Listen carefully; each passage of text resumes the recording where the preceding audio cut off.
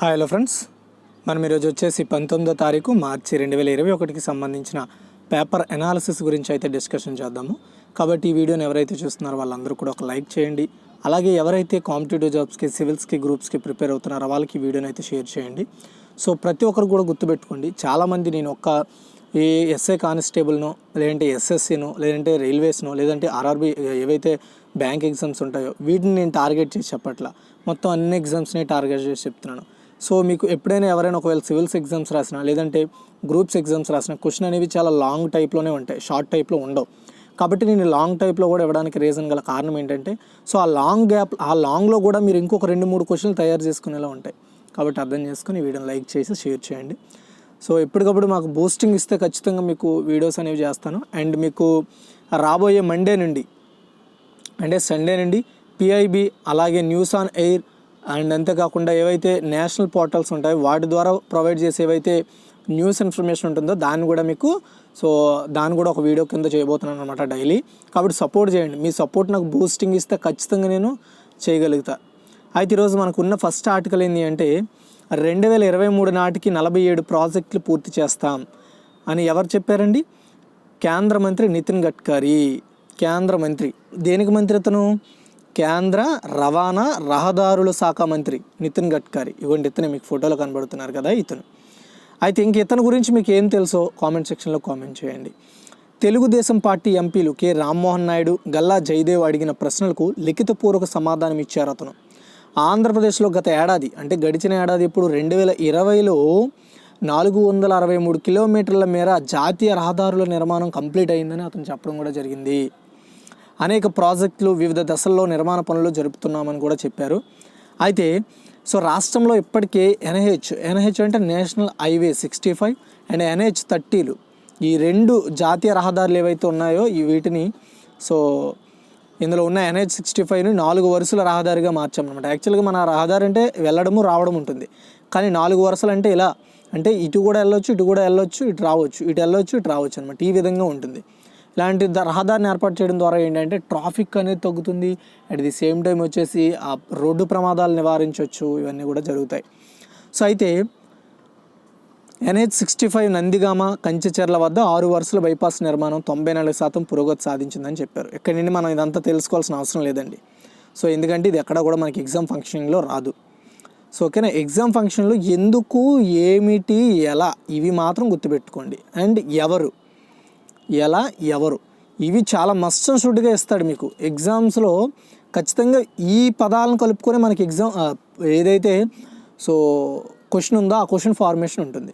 కాబట్టి వీటిని బేస్ చేసుకొని మీరు క్వశ్చన్స్ తయారు చేసుకోవాలి, ఒకవేళ తయారు చేసుకునే ఇంట్రెస్ట్ ఉంటే. అయితే మనకి దీని ద్వారా కవర్ అయ్యే ప్రశ్నలు అంటే, ఇది ఒకటి చెప్తున్నా, ఇది నేను గ్రహించిన ప్రశ్నలు అనమాట. ఇంకా ఇందులో నుండి మీరు ఏమైనా ఫిల్టర్ చేయగలిగితే చేయొచ్చు. అందుకే మిమ్మల్ని కూడా నేను సపరేట్గా నోట్స్ ప్రిపేర్ చేసుకోమనేది దానికే.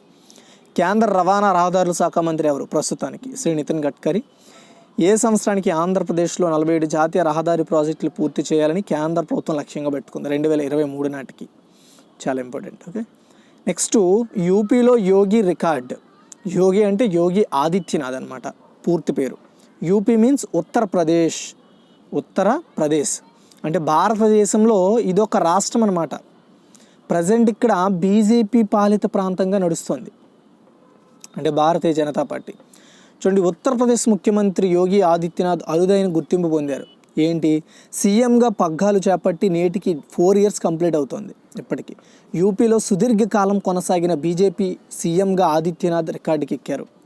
అంటే ఇప్పటి వరకు పనిచేసిన 3 సీఎంలు, ఇతరుల లెక్క కాకుండా ఇంకా 3 సీఎంలు కూడా 1 year, 1.5 year కంటే ఎక్కువ రోజులు చేయలేదు.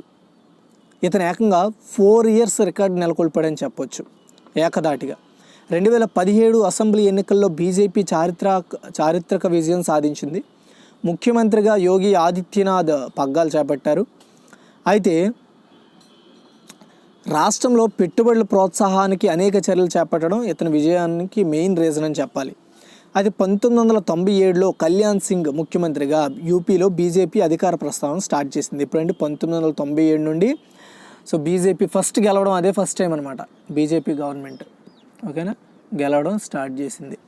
అయితే ఆయన 2 సంవత్సరాలు అంటే 57 రోజులు సీఎంగా పనిచేశారు. ఆ తర్వాత రామ్ ప్రకాష్ గుప్తా 351 రోజులు, రాజ్నాథ్ సింగ్ వచ్చేసి 1 సంవత్సరం 131 రోజులు మాత్రమే బీజేపీ ముఖ్యమంత్రులుగా పనిచేశారు. ప్రకాష్ గుప్తా 351 రోజులు, రాజ్నాథ్ సింగ్ 1 సంవత్సరము, ఇద్దరేనండి, మొత్తం ముగ్గురని చెప్పాను, ఇద్దరే.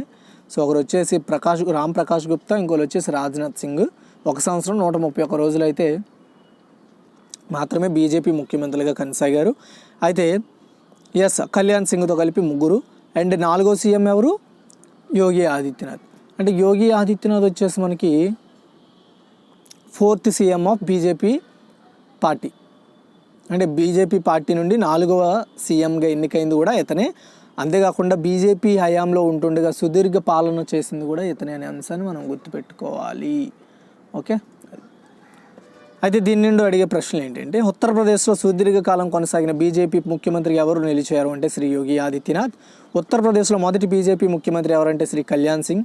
కళ్యాణ్ సింగ్ ఏ సంవత్సరం నుండి ఉత్తరప్రదేశ్లో మొదటి బీజేపీ ముఖ్యమంత్రిగా ఉన్నారంటే 1997 నుండి స్టార్ట్ అయింది అక్కడ అనమాట బీజేపీ హయాంలో. ఉత్తరప్రదేశ్లో ముఖ్యమంత్రిగా తక్కువ కాలం సేవలందించిన బీజేపీ నాయకుడు ఎవరు అంటే శ్రీ రామ్ ప్రకాష్ గుప్తా 351 రోజులు. అంటే ఒక 10-14 రోజులు తక్కువ, 1 సంవత్సరం అని చెప్పొచ్చు. ఓకేనా ఇది. సో నెక్స్ట్ వచ్చేసి ఇక పేపర్లెస్ అసెంబ్లీ అండి. సో ఎక్కడ? తెలంగాణలో నిన్న బడ్జెట్ సమావేశం జరిగింది కదా, బడ్జెట్ని ప్రవేశపెట్టారు కదా. సో అందరికీ ఐడియా ఉంది కదా బడ్జెట్. సో ఈ యొక్క బడ్జెట్లో ఫస్ట్ పేపర్లెస్ బడ్జెట్ని అయితే నిర్వహించడం జరిగింది. సో ఈ పేపర్లెస్ బడ్జెట్ కోసము ఎవరైతే శాసనసభ్యులు ఉంటారో అంటే ఎమ్మెల్యేలు ఎవరైతే ఉంటారో వాళ్ళకి ఐప్యాడ్లు ఇచ్చారండి. యాపిల్ ఐప్యాడ్స్ అయితే వాళ్ళకి అందజేయడం జరిగింది. సో దీని ద్వారా ఏం జరుగుతుంది? యాపిల్ ఐప్యాడ్స్ ద్వారా ఇక పేపర్ అనేది వాడరు. సో ఏ డిపార్ట్మెంట్కి ఎన్ని కేటాయింపులు చేస్తున్నారు, లేదంటే అక్కడ స్పీకర్ గారు ఏం మాట్లాడబోతున్నారు, నెక్స్ట్ వచ్చేసి అంటే స్పీకర్ గారు ప్రస్తావించే మాటలు ఏంటి, లేదంటే సంబంధిత మంత్రి అంటే ఇప్పుడు బడ్జెట్ని ఎవరు ప్రవేశపెడతారండి? ఆర్థిక మంత్రి. తెలంగాణ ఆర్థిక మంత్రి ఎవరు? శ్రీ హరీష్ రావు గారు.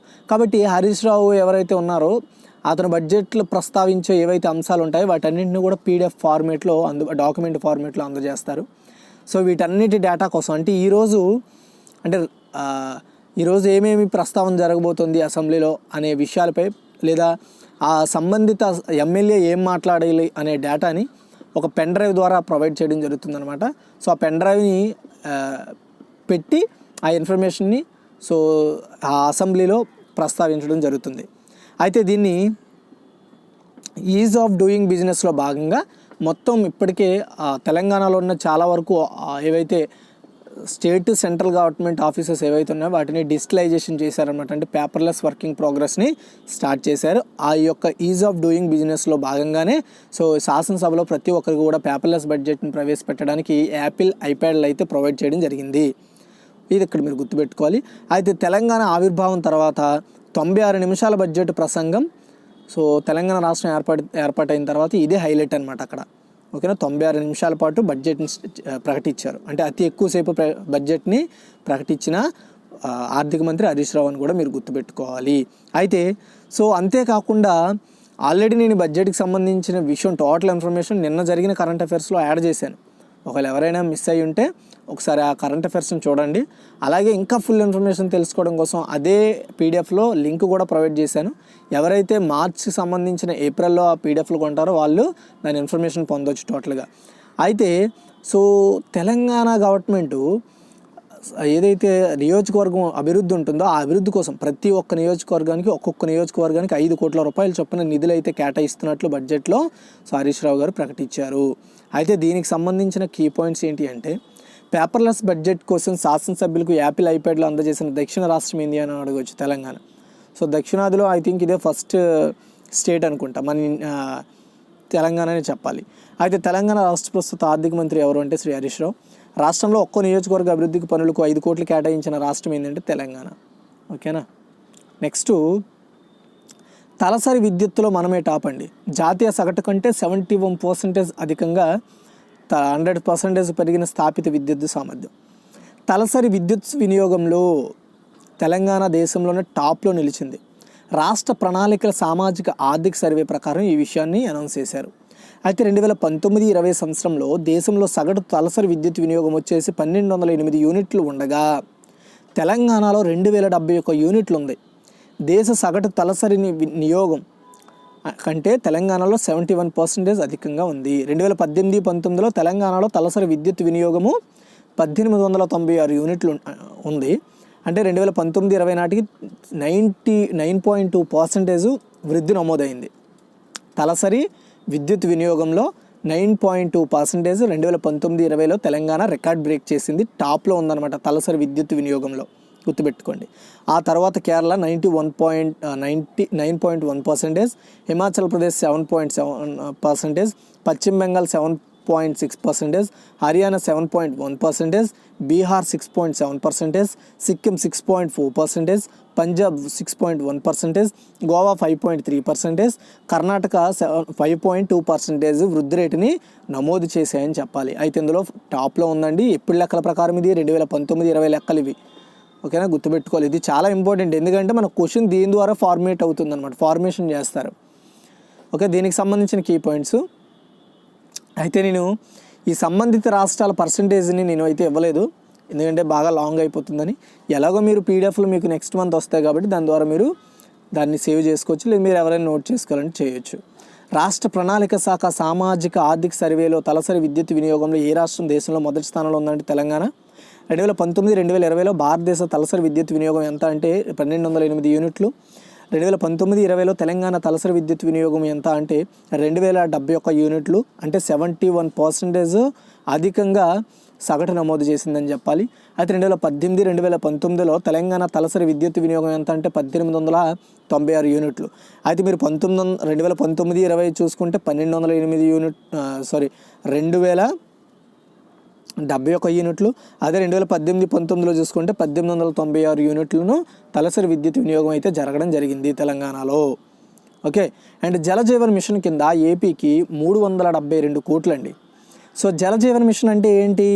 జలజీవన్ మిషన్ అంటే ఆ రాష్ట్రంలో, అంటే ఆంధ్రప్రదేశ్ కావచ్చు లేదా తెలంగాణ కావచ్చు, మన దేశంలో ఏ రాష్ట్రమైనా కావచ్చు.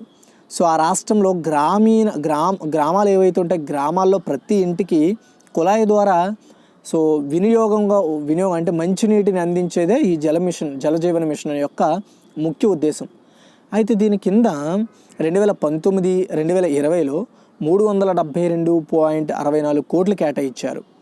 అయితే ఈ 2019-20లో 372.64 కేటాయింపుల్లో ఎప్పటి వరకు అంటే ఈ ఏడాది వరకు కూడా 121.62 కోట్లు మాత్రమే ఖర్చు చేసినట్లు కేంద్ర మంత్రి రతన్ లాల్ తెలిపారండి. లోక్సభలో ఎంపీ మార్గాని భరత్ ప్రశ్నకు కటారియా బదిలిస్తూ రాష్ట్రంలో 95.66 లక్షల గ్రామీణ కుటుంబాల్లో ఇప్పటికే 42.63 లక్షలు అంటే 44.56% ఇళ్లకు కొళాయిల ద్వారా తాగునీరును అందిస్తున్నట్లు ఆయన చెప్పడం జరిగింది. గుర్తుపెట్టుకోండి ఇది. అండ్ అంతేకాకుండా రూఫ్ టాప్ సోలార్ ప్రోగ్రాం కింద ఏపీలో 13 జిల్లాల లబ్ధిదారులకు కేంద్రం సాయంగా 2017 ఏప్రిల్ 1 నుంచి కూడా 2020 డిసెంబర్ 31 వరకు 80.45 కోట్లు విడుదల చేసింది అని విద్యుత్ శాఖ మంత్రి ఆర్కే సింగ్ లోక్సభలో అనౌన్స్ చేశారండి. దీనికి సంబంధించిన key points. Jal Jeevan mission ఏంటి మీకు చెప్పాను, మీరు గుర్తుపెట్టుకోవాలి. జల్ జీవన్ మిషన్ అనేది ఎక్కడైనా అడగవచ్చు అసలు ఏంటి అంటే. అలాంటప్పుడు మీరు ఇలాంటిది మీరు గుర్తుపెట్టుకోకపోతే మీకే లాస్ అవుతుంది, అది మీరు గుర్తుపెట్టుకోవాలి. ఓకేనా. ఆన్సర్ వచ్చేసి జల్ జీవన్ మిషన్ ఏ ప్రభుత్వం ప్రారంభించిన కార్యక్రమం అంటే కేంద్ర ప్రభుత్వం. జల్ జీవన్ మిషన్ కింద 2019-2020 కింద చాలా ఇంపార్టెంట్ అండి ఇది. నేను మళ్ళీ ఎందుకు చెప్తున్నానంటే ఇలాంటి క్వశ్చన్స్ ఎవరైతే రిపీటెడ్గా అటెంప్ట్ చేసి ఉంటారో వాళ్ళకి అవగాహన ఉంటుంది. ఆంధ్రప్రదేశ్ రాష్ట్రానికి ఎన్ని కోట్లు కేటాయించారు? 372.64 కోట్లు. ప్రస్తుత కేంద్ర విద్యుత్ శాఖ మంత్రి ఎవరు? ఆర్కే సింగ్. ఓకేనా. చూడండి గైస్, ఎవరైనా సబ్స్క్రైబ్ చేసుకొని మన ఛానల్ చూడకపోతే ఇక్కడ సబ్స్క్రైబ్ మీద క్లిక్ చేసి బెల్ ఐకాన్ యాక్టివేట్ చేసుకోండి. అలాగే మన ఛానల్లో ఇకపై నుండి ఒక కమ్యూనిటీ పోస్ట్లో the UN has 4 main purposes అంటే యునైటెడ్ నేషన్స్ అనేది కలిగి ఉన్న 4 ముఖ్యమైన ప్రధాన అంశాలు ఏంటి అంటే ఇలా ప్రతిరోజు కూడా ఒక కమ్యూనిటీ ట్యాబ్లో పోస్ట్ చేస్తాను. దీని ద్వారా ఒక్కొక్క దాని గురించి మీరు మరింత సమాచారం తెలుసుకోవచ్చు. అంటే యునైటెడ్ నేషన్స్ మెయిన్ పర్పసెస్ ఏంటి అంటే ప్రపంచమంతా శాంతిగా ఉండడము, దేశాల మధ్య స్నేహపూర్వక సంబంధాలను పెంపొందించడము, పేద ప్రజల జీవితాలను మెరుగుపరచడానికి, ఆకలి అండ్ వ్యాధి అలాగే నిరక్షరాస్యతను జయించడానికి అండ్ స్వేచ్ఛలను గౌరవించడానికి దేశాలు కలిసి పనిచేయడానికి సహాయపడటం, ఈ లక్ష్యాలు సాధించడానికి దేశాల చర్యలు సమన్వయం చేసే కేంద్రంగా ఉంటుందన్నమాట. ఇలా ప్రతిరోజు కూడా కమ్యూనిటీ పోస్ట్లో ఒక పోస్ట్ పెడతాను. సో ఆ పోస్ట్ చూడండి. చాలామంది పోస్ట్ చూడరు, మేబీ చూసి లైక్ చేసి అండ్ మీకు ఇంకా ఏమైనా తెలిసిన వాటిని ఇక్కడ కామెంట్ ఆప్షన్ కూడా ఉంటుంది, కామెంట్ చేయొచ్చు. అలాగే నేను డైలీ కరెంట్ అఫైర్స్లో ఒక క్వశ్చన్ తీసుకొని మీకు క్వశ్చన్ కూడా అడగడం జరుగుతుంది. ఇంట్రెస్ట్ ఉంటే ట్రై చేయండి. అది జస్ట్ మీకు అదొక టెస్ట్లా కాకపోయినా మీకు గుర్తుందా లేదని మిమ్మల్ని మీరు టెస్ట్ చేసుకోవడానికి ఉపయోగపడుతుంది. సో ఇలా రోజు కూడా నేను పోస్ట్ చేస్తాను. మీ సూచనలు సలహాలు కూడా చేస్తూ ఉండండి, నాకు అప్డేట్స్ ఇవ్వండి. మీకు కూడా నేను ఉపయోగపడేలా చర్యలు తీసుకుంటాను మన ఛానల్ ద్వారా. చూడండి, తల్లి బిడ్డల మరణాలు భారత్లోనే అత్యధికం. అయితే ఈ ఆర్టికల్ నేను టైటిల్ చూసి కట్ చేయగానే నాకు తెలిసింది ఏంటి అంటే, సో ఇక్కడ ఇచ్చిన టైటిల్ మీద ఎక్కువగా మ్యాటర్ని కన్సర్న్ చేయలేదు. అయితే దీనికోసం ఒక పట్టికని ఇచ్చారు, కానీ ఆ పట్టికలో కూడా ఒక క్లారిటీ ఇవ్వలేదు. అయితే ఇది ఈనాడు పేపరేనండి, కానీ సో ఎవరైతే అర్థం చేసుకొని చదవగలుగుతారో వాళ్ళకు ఒక క్లారిటీ వస్తుంది. అంటే ఈ పట్టికలో 2020లో తల్లి బిడ్డల మరణాల అంచనా మాత్రమే ఇది. అది కూడా సో బేస్డ్ ఆన్ 2019 గణాంకాల కంటే పెరుగుదల, అంటే 2020కి 2019కి మధ్య పెరుగుదలను మాత్రం ఇక్కడ మెన్షన్ చేయడం జరిగింది. అది గుర్తుపెట్టుకోండి. అంటే ఏ సంవత్సరంలో ఎంతెంత మరణాలు నమోదయ్యాయి అని ఇవ్వకుండా పర్సంటేజ్లో ఇవ్వడం జరిగింది. అది మీరు గుర్తుపెట్టుకోండి. అంటే పర్సంటేజ్ విత్ కంపారిజన్, ఇది కేవలం అంచనా మాత్రమే. అయితే అది పక్కన పెడితే, దక్షిణాసియాలో గత ఏడాది తల్లి బిడ్డల మరణాల్లో భారత్ అత్యధికంగా నమోదై ఉండొచ్చని అంచనా ఇది ఐరాస తాజా నివేదిక పేర్కొంది. ఐరాస మీన్స్ ఐక్యరాజ్య సమితి. దేశంలో ఆరోగ్య సేవలపై కోవిడ్ మహమ్మారి తీవ్ర ప్రభావం చూపడమే ఇందుకు కారణమని ఐరాస చెప్పడం జరిగింది. ఈ ఏడాది సెప్టెంబర్ నాటికి, అంటే 2021లో సెప్టెంబర్ నాటికి కోవిడ్ పరీక్షల నిమిత్తం భారత్ సుమారు 72,610 కోట్లు, అంటే $10 బిలియన్ ఖర్చు చేయొచ్చని లేదా చేస్తుందని కూడా అంచనా వేసింది. అయితే ఇందులో ఆరోగ్య సంస్థ, ప్రపంచ ఆరోగ్య సంస్థ అంటే WHO, అలాగే ఐక్యరాజ్య సమితి జనాభా నిధి, యునిసెఫ్ వీళ్ళు మూడు సంస్థలు, ప్రపంచ సంస్థలు సంయుక్తంగా దక్షిణాసియాపై COVID-19 మహమ్మారి ప్రత్యక్ష పరోక్ష ప్రభావాల ప్రతిస్పందన అని తెలుగులో పేరు ఇది. అయితే direct and indirect effects of the COVID-19 pandemic and response in south Asia అనే ఇంగ్లీష్ అండ్ తెలుగు గుర్తుపెట్టుకోండి. అయితే మనకు ఎక్కడైనా సరే ఇంగ్లీష్లోనే ఎక్కువగా మెన్షన్ చేస్తూ ఉంటాడు ఎగ్జామ్స్లో, కాబట్టి మీరు ఇంగ్లీష్ మీద ఎక్కువగా కాన్సన్ట్రేషన్ పెట్టండి. ఈ పేరున నివేదిక రూపొందించారు ఈ 3 ప్రపంచ సంస్థలు. అయితే ఇందులో ప్రధానంగా వీళ్ళు దక్షిణాసియా అని చెప్పాం కదా, అందులో దక్షిణాసియాలో భారత్, ఆఫ్ఘనిస్తాన్, బంగ్లాదేశ్, నేపాల్, పాకిస్తాన్, శ్రీలంక. ఇక్కడ మత శిశు ఆరోగ్యంతో పాటు ఆర్థిక, ఉద్యోగ, విద్యా రంగాలపై మహమ్మారి ప్రభావం ఎలా ఉందన్నది సమీక్షించారు. ప్రస్తుతం పరిస్థితి కొనసాగితే ఈ ఏడాది సెప్టెంబర్ నాటికి దక్షిణాసియాలోకెల్లా భారతదేశంలోనే కోవిడ్ పరీక్షలు ఎక్కువగా, వైద్య సదుపాయాల కోసం ఎక్కువ ఖర్చు చేయబోతోందంట మన ఇండియా. అయితే సెప్టెంబర్ నాటికి దేశంలో వైరస్ పరీక్షల కోసం, ఈ కరోనా వైరస్ కోసం 56,631 కోట్లు, అంటే $7.8 బిలియన్, అలాగే ఆరోగ్య వసతుల కోసం 12,343 కోట్లు, 12,343 కోట్లు, అంటే $1.7 బిలియన్ ఖర్చు కావచ్చని సో ప్రపంచ ఆరోగ్య సంస్థ, ప్రపంచ జనాభా నిధి, ప్రపంచ యునిసెఫ్ అంటే United Nations International Children's Emergency Fund వీళ్ళు చెప్పడం జరిగింది. ఓకేనా, ఇంతవరకు మనం గుర్తుపెట్టుకుంటే ఇక్కడ తల్లి బిడ్డల మరణాల అంచనా బాగా గుర్తుపెట్టుకోండి. ఇక్కడ 2020లో తల్లి బిడ్డల మరణాల అంచనాని ఇచ్చాడు. అంచనాలు 2019 గణాంకాల కంటే పెరుగుదల శాతాల్లో, అంటే 2019తో పోల్చుకుంటే 2020లో తల్లి బిడ్డల మరణాల అంచనా ఏమాత్రం ఉందో అనేది క్లారిటీగా ఇచ్చారు. అందుకే మనం ఏదైనా అంశం వచ్చినప్పుడు దాన్ని క్షుణ్ణంగా చదవడం చాలా ఇంపార్టెంట్. తప్పుగా చదివితే ఎగ్జామ్లో రాంగ్ అటెంప్ట్ చేసి మార్క్స్ పోగొట్టుకుంటాం. అయితే ఇక్కడ 2 దేశాలకు ఇచ్చాడు ఓన్లీ, భారతదేశము, పాకిస్తాన్. పురిటి బిడ్డలు 60,179, అంటే 10% వృద్ధి చెందింది. దేని మీద? 2019 కంటే 2020లో అదే పాకిస్తాన్లో 39,752 అంటే 11%. అలాగే 5 ఏళ్లలోపు చిన్నారులు మరణాలు ఇవి 1,54,020 అంటే 15%. 2019తో పోల్చుకుంటే 2020లో అధిక అంటే 15% ఎక్కువ డెత్స్ నమోదయ్యాయి. అలాగే పాకిస్తాన్లో 14%. అదే తల్లుల మరణాలు చూసుకుంటే 7,750. ఓకేనా, 18% పెరిగింది 2019 మీద 2020లో. అలాగే పాకిస్తాన్లో కూడా 21% పెరిగింది. అయితే 5 ఏళ్లలోపు చిన్నారుల్లో అత్యధికంగా మరణాలు నమోదైన దేశం ఏదైనా ఉందంటే అది మన ఇండియాగా చెప్పుకోవచ్చు. ఇక్కడ మళ్ళీ మీరు చూడండి, ఇందులో కూడా క్వశ్చన్ అడగవచ్చు మళ్ళీ ఇలా. అలాగే పురిటి బిడ్డల మరణాల్లో పాకిస్తాన్ టాప్ అండ్ తల్లుల మరణాల్లో పాకిస్తాన్ టాప్. ఇది గుర్తుపెట్టుకోవాలి మీరు. ఓకేనా, అది. అయితే దీని ద్వారా మనకు కవర్ అయ్యే లాంగ్ క్వశ్చన్స్ ఇవి. ఇక్కడ చూడండి మీరు, direct and indirect effects of the COVID-19 pandemic and response in south Asia అనే ఒక నివేదికను ఎన్ని అంతర్జాతీయ సంస్థలు సంయుక్తంగా రూపొందించాయి? 3 ఏంటి? ప్రపంచ ఆరోగ్య సంస్థ, ఐక్యరాజ్య జనాభా నిధి, యూనిసెఫ్. అలాగే డైరెక్ట్ అండ్ ఇండైరెక్ట్ సేమ్ ఇదే నివేదిక ప్రకారం దక్షిణాసియాలోకెల్లా ఏ దేశంలో కోవిడ్ పరీక్షలు వైద్య సదుపాయాల కోసం ఎక్కువ ఖర్చు అవుతుందని ప్రకటించాయి అంటే భారతదేశము. అంచనా మాత్రమే చెప్పేయండి, అది గుర్తుపెట్టుకోవాలి. ప్రపంచ ఆరోగ్య సంస్థ, ఐక్యరాజ్య జనాభా నిధి, యూనిసెఫ్ సంస్థల ప్రకారం భారతదేశంలో రాబోయే సెప్టెంబర్ నాటికి కరోనా వైరస్ పరీక్షల కోసం ఎన్ని కోట్లు ఖర్చు పెట్టనుంది భారతదేశము? 56,631 కోట్లు. ఓకేనా, అది. నెక్స్ట్ ఎడిటోరియల్ అండి. నింగిలో నిప్పులు కక్కే డ్రోన్లు. దీని గురించి చూద్దాం. లద్దాఖ్లో భారత్ చైనా సేనల ఉపసంహరణకు అంగీకారం కుదిరినా అక్కడ చైనా సేనలు ఇప్పటికే పూర్తిగా వెనక్కి తగ్గలేదు. అక్కడ ఆ విషయం తెలుసు అందరికీ. ఎవరి జాగ్రత్తలో వారు ఉండాలన్న స్పృహ ఉభయాల్లోనూ ఉంది. ఉభయ అంటే ఇద్దరిలోనూ ఉంది. ఈ పరిస్థితుల్లో భారత్, అమెరికా, జపాన్, ఆస్ట్రేలియా అధినేతలు పాల్గొన్న వర్చువల్ క్వాడ్ శిఖరాగ్ర సమావేశం అత్యంత ప్రాధాన్యం సంతరించుకుంది. ఆల్రెడీ నేను ఈ క్వాడ్ శిఖరాగ్ర సమావేశం, ఈ క్వాడ్ ఫస్ట్ వర్చువల్ మీటింగ్ గురించి ఆల్రెడీ నేను చెప్పాను. క్వాడ్ అనేది జపాన్ ద్వారా ఏర్పాటైన ఒక 4 దేశాల కూటమి అని కూడా నేను చెప్పాను. ఏంటి? అమెరికా, జపాన్, భారతదేశము, Australia.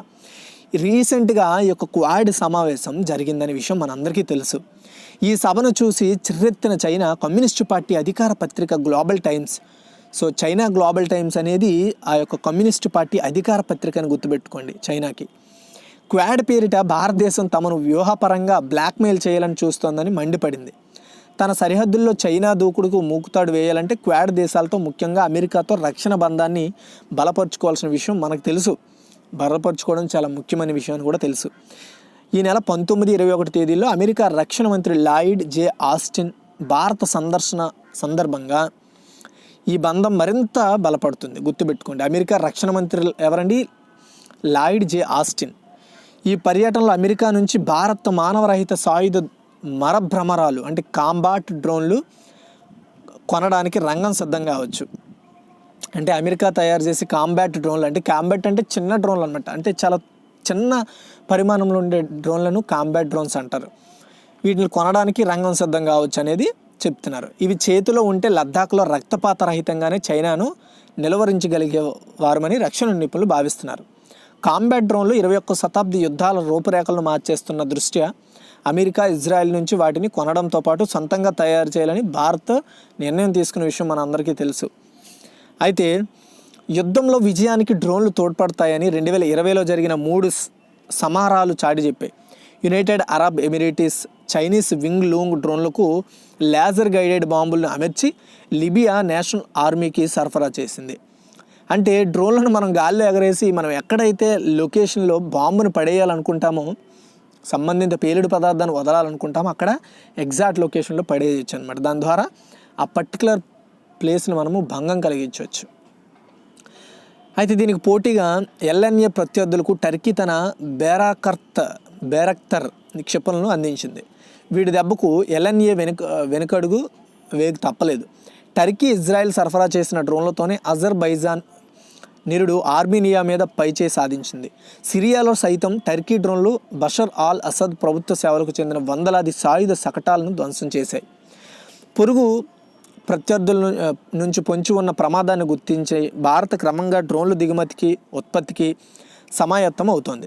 American company general atomics నుంచి లీజుకు తీసుకున్న 2 సీ గార్డియన్ డ్రోన్ల పనితీరుపై సంతృప్తి చెందిన మన ఇండియా నేవీ హిందూ మహాసముద్ర ప్రాంతంలో చైనా కార్యకలాపాలను ఎదుర్కోవడానికి 10 డ్రోన్లను కొనదలిచింది.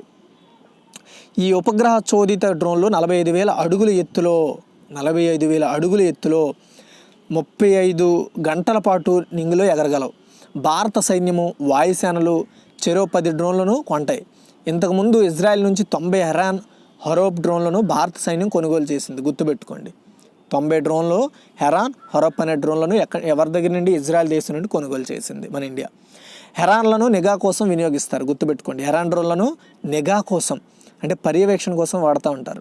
హరప్ ఆకాశంలో ఎగురుతూ గురి చూసి శత్రువుపై విరుచుకుపడవచ్చు. గుర్తుపెట్టుకోండి, ఇది రెండిట్ల రీజన్. ఈ తరహా అయితే ఈ తరహా డ్రోన్లను లాయిటర్ కమ్యూనికేషన్ అంటే నింగిలో తారట్లాడే ఆయుధం అంటారు. దేన్ని? ఈ హెరాన్ హరోప్ అనే డ్రోన్లను. సో హెరాన్ నిఘా డ్రోన్లను బాంబులు అమర్చడానికి గత ఏడాది ఆగస్టులో భారత్, ఇజ్రాయెల్ ఒప్పందం కుదుర్చుకున్నాయి. గుర్తుపెట్టుకోండి, ఈ హెరాన్ అనే డ్రోన్లకు అంటే పర్యవేక్షణ చేసే నిఘా పెట్టే డ్రోన్లకి కూడా బాంబులు అమర్చడానికి మన ఇండియాకి ఇజ్రాయెల్ మధ్య ఒప్పందం కుదిరింది. ఇజ్రాయెల్ నుంచి కొత్తగా మరి 4 ఆధునిక హెరాన్ నిఘా డ్రోన్లను 3 ఏళ్ళు లీజుపై తీసుకోవడానికి జనవరిలో మరో ఒప్పందం కుదిరింది. వీటిని చైనా సరిహద్దుల్లో వినియోగిస్తారు. 2 దేశాలు కలిసి భారత్లో డ్రోన్ల తయారీకి ఫిబ్రవరిలో ఒప్పందం కూడా సంతకాలు చేశాయి. అదే టైంలో సొంత డ్రోన్ రుస్తుమ్ 2ను కూడా ఇండియా అభివృద్ధి చేస్తోంది. గుర్తుపెట్టుకోండి, మన ఇండియా సొంతంగా శత్రువుల మీద పర్యవేక్షణ కావచ్చు, వాళ్ళ మీద విరుచుకుపడడానికి కోసం రుస్తుమ్ 2ను డెవలప్ చేయిస్తుంది. అది కూడా ఒక డ్రోనే. వచ్చే ఏప్రిల్లో కర్ణాటకలోని చిత్రదుర్గలో ఈ డ్రోన్ 27,000 అడుగుల ఎత్తులో 18 గంటల సేపు ఎగరేసి పరీక్షిస్తారు. ఐఐటి బొంబాయి పూర్వ విద్యార్థులు ఇద్దరు స్థాపించిన ఐడియా ఫోర్జ్ సంస్థ నుంచి 130 కోట్లతో డ్రోన్లు కొనుగోలు చేయడానికి భారత సైన్యం ఒప్పందం కుదుర్చుకుంది. అలాగే ఇజ్రాయిలీ భారతీయ డ్రోన్ ఉత్పత్తిదారులతో పోటీపడి ఐడియా ఫోర్జ్ ఈ కాంట్రాక్ట్ గెలుచుకుంది. ఈ ఏడాది జనవరి సైనిక దినోత్సవంలో భారత 75 మరభ్రమరాలు అంటే డ్రోన్లను, గుర్తుపెట్టుకోండి, భ్రమరాల అంటే మరభ్రమరాలు లేదా మరభ్రమరాలు అంటే డ్రోన్లు, మరభ్రమరాలు ఓకే దండును విజయవంతంగా ప్రదర్శించింది. మున్ముందు 1000 డ్రోన్ల దండుతో శత్రువుపై విరుచుకుపడడానికి ఇది ఒక అభ్యాసం మాత్రమే. కిందటి సంవత్సరం చైనా 48 డ్రోన్లు దండును ప్రదర్శించింది. భారత్ ఆర్మీ డే కవాతులో మోహరించిన 75 డ్రోన్లలో 3 రకాలు ఉన్నాయి. అవి శత్రు లక్ష్యాలను పసిగట్టే సెన్సార్లు అమర్చిన క్వాడ్ క్యాప్టర్ అండ్ దాడికి మార్గదర్శకం వహించే మదర్షిప్ డ్రోన్, బాంబులు అమర్చిన చిన్న సైజు క్వాడ్ క్యాప్టర్లు. ఇవి ఉన్నాయి ఈ 75 డ్రోన్లలో. కృత్రిమ మేధ అంటే ఆర్టిఫిషియల్ ఇంటెలిజెన్స్, ఎడ్జ్ కంప్యూటింగ్ల సాయంతో డ్రోన్లు దండుదాడులు నిర్వహణ సాంకేతికత అభివృద్ధికి భారత్, అమెరికాలు 2018 నుంచి సహకరించుకుంటున్నాయి. సో మున్ముందు తేజస్, జాగ్వార్ యుద్ధ విమానాలను కూడా అమర్చే డ్రోన్లతో శత్రువుపై విరుచుకుపడడానికి భారత్ రెడీ అవుతోంది. ఈ విమానాలు మన భూభాగంలో ఉండి శత్రు భూభాగంలో 150-350 కిలోమీటర్ల దూరంలోని లక్ష్యాలపై డ్రోన్లు దండును ప్రయోగించగలుగుతాయి. డ్రోన్లు అమర్చిన ఫైటర్ జట్లతో భారత్ మరి 3-4 ఏళ్లలో ప్రయోగాలు జరపనుంది. వీటి మీద లద్దాఖ్ నుండి ఎత్తైన పర్వత ప్రాంతంలో మోహరించాలని కూడా రెడీ అవుతుంది. సో దీని ద్వారా వచ్చేసి ఏంటి అంటే మనం ఒక ప్లేస్ నుండి వేరే ప్లేస్లో బాంబులు వేసవచ్చు అనమాట ఈ డ్రోన్ల ద్వారా. సో కాకపోతే ఇక్కడ గమనించాల్సిన విషయం ఏంటి అంటే మనం ఏదైతే టెక్నాలజీని వాడుతున్నామో మన పక్క పొరుగు శత్రు దేశాలైన చైనా అలాగే పాకిస్తాన్ కూడా ఇదే టెక్నాలజీని వాడుతూ మన మీద ఎఫెక్ట్ చేయొచ్చు. కాబట్టి మనం జాగ్రత్తగా ఉండాలి. ఓకేనా? సో ఈ వీడియో మీకు నచ్చితే లైక్ చేయండి. మీకు అర్థమైంది అనుకుంటున్నాను, చాలా క్లారిటీగా కూడా చదివాను. కాబట్టి ఏ దేశమైనా సరే ఒకరి దేశంలో ఒకరు మనం విరుచుకుపడి ఏం సాధిస్తామండి? కాబట్టి ఎవరి దేశంలో ఎవరి భూభాగంలో వాళ్ళు ప్రశాంతంగా ఉండి వాళ్ళ కార్యకలాపాలు నడుపుకొని వాళ్ళ భూభాగాలను అభివృద్ధి చేసుకొని దేశాన్ని డెవలప్ చేసుకొని ఆర్థిక పరంగా డెవలప్ అవ్వాలి. ఓకేనా? ఇది ఈ వీడియో మీకు అర్థమైతే లైక్ చేయండి, షేర్ చేయండి. Finally thanks for watching friends.